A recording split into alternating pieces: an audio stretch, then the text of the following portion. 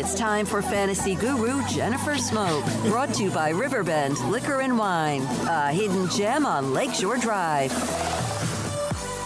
Earlier today, somebody asked, hey, when is Jennifer coming on to talk fantasy football? Every Thursday around 5:30, unless she's getting a phone call from her boss. And we have pretty much blocked his number. Jennifer Smoak, Fantasy Football League guru, joins us on 365 Sports. And I got to tell everybody this. It's been hard. You've had a couple of losses. You've scored a ton of points, but you've had a couple of things go wrong.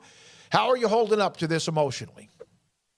Well, first, I need to know if y'all were just trying to defeat me even more by playing a engagement ring commercial right before my segment, but that's fine. No big deal. Hey, just hit me when I'm down.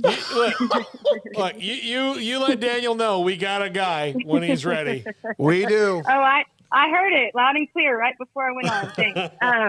No, I'm just kidding. But yeah, it was another heartbreaking loss against Meredith. But again, it was both of us had a high scoring week last week, and it just came down to the nitty gritty. I mean, she had some of her top players that just didn't perform last week, and I thought I really had a chance. And then she had she had Amon St. Brown, who she had on her bench last week, go off. So, I had, the same thing kind of happened. Some of my players were quiet that I feel like I've been relying on to try to make some, big games. And then I had other players that went off, but unfortunately, just the matchup, I just got canceled out. Well, Paul, she's got a Derrick Henry issue. Yeah, I have the same one. Oh, God. I have the same one. Listen, They're far behind. Okay, go ahead, Jen. Remember last week I said I was starting I'm just going to say it, a shit list, okay? And this week, the people that are on that, or the main people that are on that, is the entire Titans team and coaching staff. They're terrible. And I do not understand how an NFL team does not have one star player on the offense besides their running back, because that is what is killing Derrick's running game. I am still not I feel like I always get down about my first round draft pick, and I am very frustrated right now because I'm starting to doubt him and picking him when I did. But I also am not, because I feel like he has not gotten a chance to shine because they're constantly playing from behind. They have nobody to throw the ball to. They lost they lost Taylor Lewan at the beginning of the game, which totally hurts Henry, totally hurts the throwing game. It doesn't give Tannehill enough time. And so it's just, and of course you can't really judge Henry when you're going up against the dominant Bills defense. So I'm still not giving up on him. He's only averaging about 3.1 yards per carry, but they just don't have anyone on offense that can get them down the field or can even get them points. And so it's super frustrating. By the way, Ramiro wants to remind you it's called a poop list. Sorry. I know, it just sounds stupid when you say it like that. Yeah, it does. It doesn't have the same impact. Yeah, but anyways, that's who has made it on the list this week. Is just the entire Titans team, and I just don't even know how they're going to get any better. I mean, it's just like, where is their offense? I understand that they got rid of AJ Brown, but they didn't have what for what? I just don't understand. So that's what's killing Derrick Henry. And until they can get that figured out, I mean, I'm afraid that's how it's going to be every week until they can get him, a way to get down the field. It's embarrassing. Don Berta, by the way, giving you hope. He says, hey, they have Burks and Bobby Treese. Bobby Treese, Robert Woods.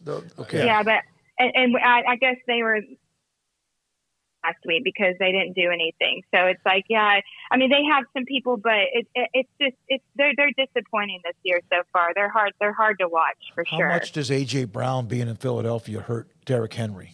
Tons. Yeah. Tons. A lot.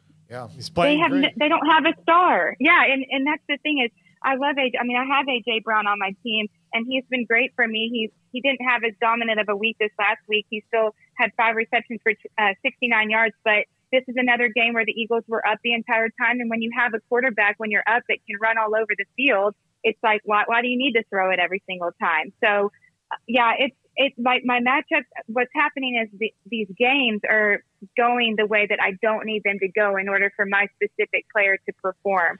So that's kind of beating me up too. It's like James Conner, the Cardinals. That's another team that was on my list.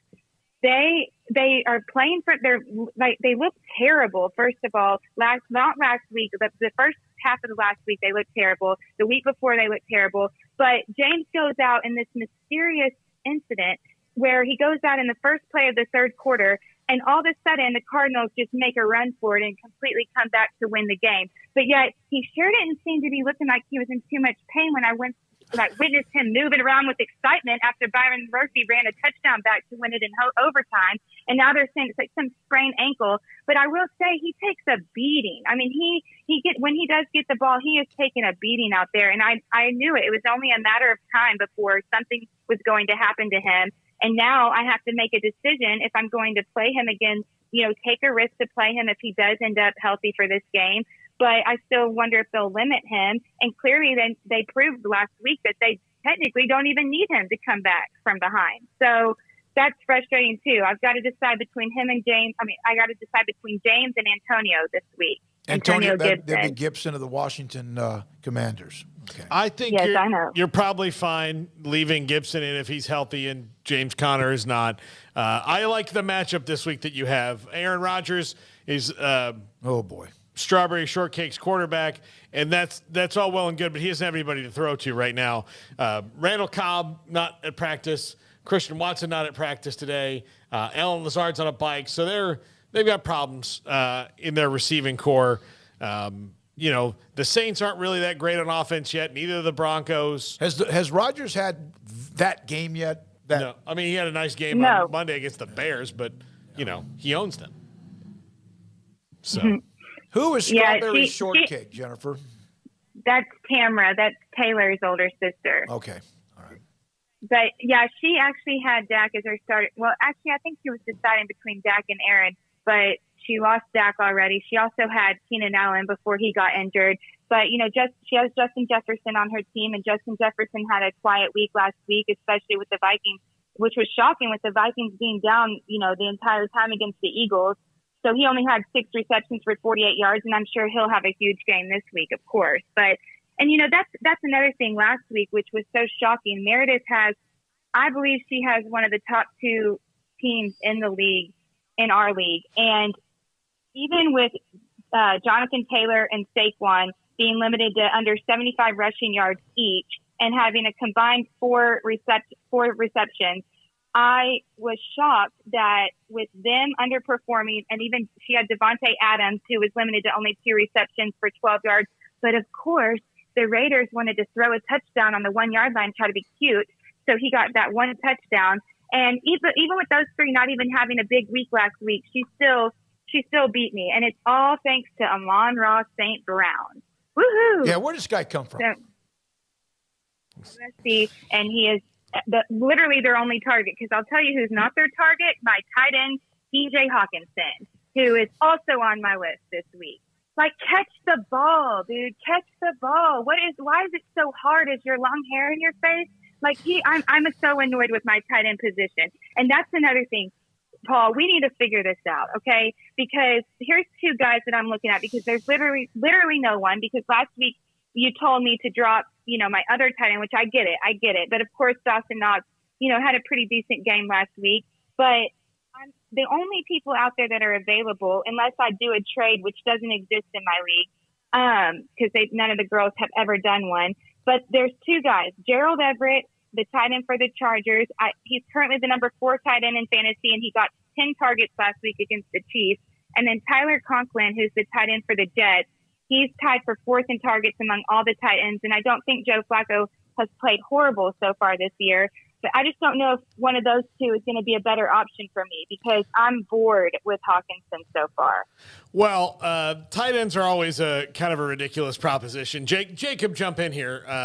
Jacob's also a fantasy expert. There's only about 6 that you'd want. And if that, it's more like 3 or 4. There's like 3 or 4 that you want, and then everybody else is kind of in the same hodgepodge. So Logan Thomas is available in your league. Hayden Hurst had a nice week last week. If you're picking between Everett and Conklin, I would go Everett just because he's got a better quarterback. Is Logan Thomas healthy? Right now, currently. But he's like the other guy they used to have as a tight end. Today he's healthy. Jason Reed. What was the guy's name? Jordan Reed. Jordan Reed, yeah. Yeah. Yeah, and that's the thing is, like, these guys are just not consistent. So it's like the minute that I drop Hawkinson, he's going to have that one big game he's destined to have. And it's, just a whole back and forth. It's like trying to decide between your defense and kicker with my tight end position. But, I just have been completely disappointed with him. But my hero once again was my Josh Allen. Is he not the best, y'all? Like, he is the most exciting player to watch in football. It only took him 3 quarters to throw for 317 yards and have 4 touchdowns. And of course, more bad luck for me. They take him out in the 4th quarter, and I lose any more hope to try to get more points from him. But Josh Allen is just, gosh, I love him. I'm just so happy that I picked him in the draft when I did, because he is my favorite player on my team. Okay, we've had you bring up the engagement ring, and now Josh Allen. Well, Stop. Jennifer, if I did it, Daniel's really on the clock, I'm man. Team Daniel on this, by the way. I'm Team Daniel. Yeah, it's saving you money. Really, Dad? No, really, Dad? Yeah, well, I mean, yeah. All right. Now here's a couple of questions for you, and Paul, you as well, and Jacob. From Darling Deb, how long do I hold on to Cam Akers before I look for greener pastures? You guys are dead silent. No, go ahead, Jen. You start. It's your segment. No, I mean, just because I have nothing to say about the kid. I mean, all I can remember is like week 1 when I played against him. And I mean, I hope all my opponents have Cam Akers after week 1, but that was week 1. I honestly didn't pay much attention to what he did in week 2. So one of y'all would be better at answering that. I just know he was not good week 1. Yeah, I think if you can keep him on your bench and wait and see, that would be what I would do. But yeah, I think he's very cuttable depending on what league you're in. And Sean McVay has shown he's fine with moving on with the running back position. He's fine with the carousel, and Darrell Henderson might be good enough for him to take the majority of the carries for the Rams right now. Yeah. So. I mean, if you can keep him on your bench and it's not going to hurt anything else. But look, in your league, Jen, J.K. Dobbins is available, so I would go ahead. Yeah, that's somebody else I'm looking at, because I do think he's on track to make his season debut. I don't expect him to have much of a workload like the first couple of weeks, but I do think he'll end up being a big part of the offense by at least week 6. So that's somebody else that's on my list of people. And then also Garrett Wilson, because he had a big game last week against the Browns, 22 targets for the season, which is 1 less than Justin Jefferson. And he was a huge part of that comeback for the Jets. And I do see him getting more and more targets this season, especially since the Jets will be playing from behind most of the time. So I don't really need another wide receiver, but I do, it's always nice to pick up some guys that are good, because you just never know who you're going to possibly lose throughout the season. Well, that's what Sharice Armistead was mentioning, that Garrett Wilson in the NFL, now he plays for the Jets, is talking about maybe looking at him as a possible pickup, but that's the position you have a lot of strength. Well, she already has him, so. If J.K. Dobbins is available, I would get him. Paul? Yeah, no, I think go get him. I mean, you've got some decisions to make on your roster when it comes to that, but I would get him, Wish she could trust you to make them. Well, see, and that's the thing is that, last year I feel like it was just, I had so many injuries going on that even what I had as options on my bench were like not even as good as people's starting team. And so this year I really am confident in my team. It's just, I feel like, or in my players, I just feel like there have been some bad matchups with who they're playing. Like, Debo has had I feel like he's playing great, but he's not necessarily getting me those huge monstrous amount of points like we saw him do last year. But I will say, I hate to see any player go down with any injury. And so I hated to see Trey Lance get hurt, but I really do think it's going to be more beneficial for not only Debo offensively, but anybody else that's on that offense, because, Garoppolo, from what we saw Debo do last year, he was amazing. So I am kind of looking forward to seeing them two be together. I mean, he still had 5 receptions for 44 receiving yards and 53 rushing yards last week.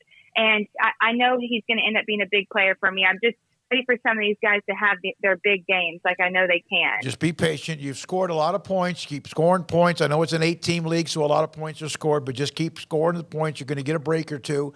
Craig, you have any questions for Jennifer? No, I've just been listening here this whole time. No, if I did, I would have said something. Okay. By the way, I know that there is one other player that I'm looking at that you'll be happy about. Okay. Is Curtis Samuel, the wide receiver for the Commanders, because he's playing 80% of the snaps, and they have lined him up in the backfield 10% of the time. He also leads the team in targets and is Carson Wentz's favorite target, which Wentz looked really great last week. So I think, he could have a really good week, especially with how he looked last week. But that's another person I'm looking at that is available that I might want to try to pick up too. So between Garrett Wilson, J.K. Dobbins, Curtis Samuel, and possibly, getting another tight end, those are kind of the options out there for me. who would you pick first among those based on this weekend? Well, I would want to say the person that definitely Garrett Wilson. Okay. All right. But I'm leaning towards J.K. Dobbins, just especially with the fact that I just had James get injured, and I don't think this is the last time he's going to get injured this year. But also another thing I'm deciding between, Paul, is the Cowboys or Steelers defense. I would play the Cowboys against the Giants because Daniel Jones is, even on a good day, going to give you the ball a couple times. Okay. That's what I'm leaning towards because I always play. Unless I had the Bills, I always end up playing my defenses week to week based off their matchups. And I never really keep the same one unless they're just dominant. And the Steelers were not dominant for me last week. Yeah. I got rid of him in my league, and Steve got rid of it in the other league because the rules are different in football now, so it's hard to get one that's worth your time every week. All right, a couple more things here from the audience. From Ramiro. Everything's good. I'm a couples counselor, so I can also help out with engagement stuff, too. No, what I need is a mental health counselor after these last 2 weeks I've had. Like, it's just fantasy is, I want to have fun with it, but I get way too into it. And I let it affect me way too much. My Thursdays, my Sundays, and my Mondays are either really good or really bad. And it's a nightmare the way you go down sometimes, So if you have like a mental health counselor, that would be good for me right now. Here's the thing. Do like I used to do back in the day when I wouldn't get mad during Nebraska football games. Lord. Because now I just don't care enough to get mad. We used to have to send you to the backyard with the TV out there. I know. Too much. And also, when was the last time I ever washed your mouth out with soap? Oh, gosh. I cannot even remember. Paul, you ever have that? Is that a real question by somebody? You might have to do it sometime today. Get that bar of soap. And, yeah. When I was 7 years old, I was quoting Top Gun. And my mom heard me. Yeah. Whoever came up with that idea is like wrong for that. Like who one day sat around and was like, my kid's being bad and saying cuss words. Let me grab that bar of soap over there and just shove it in their mouth. Like who thought of that? See, and I had buck teeth when I was younger, so I had like a bumper. Me too, Dad. Thanks. You guys did have braces. Okay. One genetic thing. One more player, though, that I want to hype up from last week is Waddle. I am so excited about him because, you draft these players and you have the people, the big names like the Derrick Henry, the A.J. Brown, the Deebo Samuel. But what's funny this year so far are the people that I wasn't, thinking were going to be big timers for me. And Waddle has just been so exciting, especially last week. He had 11 receptions for 171 yards, 2 touchdowns. But unfortunately, his amazing performance got canceled out by me playing against Amon-Ra St. Brown. But I just think between him and Tyreek Hill, they're going to be such a dynamic duo. And especially after that insane comeback in the fourth quarter, being down 35-21. So him and Allen are my top favorite players this week. All right. Well, good luck. I know I'll get a text to your team. Good luck this week. Good luck. You have anybody playing tonight? No, and not if I'm not not if I'm dropping the Steelers defense to pick up the Cowboys. Yeah, I think Cowboys are they're going to end up, if they win, it's going to be more of that than will be Cooper Rush week in and week out until Dak is back. All right, Jennifer, thank you so much. Thanks, guys. All Bye. right, Jennifer Smoak, Thursdays at 5:30.